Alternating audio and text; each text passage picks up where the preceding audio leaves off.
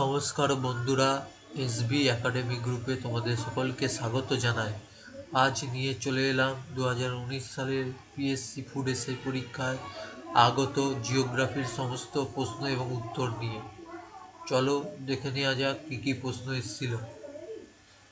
1 নম্বর প্রশ্ন, ভারতের সর্বাধিক সংখ্যক শ্রমিক যুক্ত রয়েছে টেক্সটাইল, লৌহ ইস্পাত শিল্পে, পেট্রোকেমিক্যাল শিল্পে, অটোমোবাইল শিল্পে। সঠিক অ্যান্সার হয়ে যাবে এ, টেক্সটাইল শিল্পে। 2 নম্বর প্রশ্ন, ট্রপোস্ফিয়ার বায়ুমণ্ডলের উষ্ণতম অংশ কারণ এটি সূর্যের নিকটতম, এতে আধানযুক্ত কণা আছে, এটি পৃথিবীর পৃষ্ঠ দ্বারা উত্তপ্ত হয়, এর মধ্যে তাপ উৎপন্ন হয়। সঠিক অ্যান্সার হয়ে যাবে এটি পৃথিবীর পৃষ্ঠ দ্বারা উত্তপ্ত হয়। পরের প্রশ্ন, দক্ষিণ গোলার্ধে উত্তরায়ণ ঘটে 22শে ডিসেম্বর, 23শে সেপ্টেম্বর, 21শে জুন, 21শে মার্চ।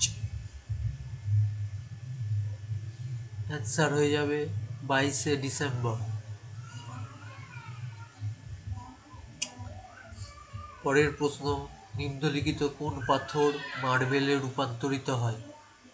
গ্রানাইট, চুনাপাথর, পিট, সেল। অ্যান্সার হয়ে যাবে চুনাপাথর। পরের প্রশ্ন, সূর্যগ্রহণ ঘটে যখন পৃথিবী, সূর্য চাঁদের মধ্যে আসে, চাঁদ ও সূর্যের মধ্যে সমকোণ উৎপন্ন হয়, চাঁদ সূর্য পৃথিবীর মাঝে আসে, সূর্য চাঁদ ও পৃথিবীর মাঝে আসে।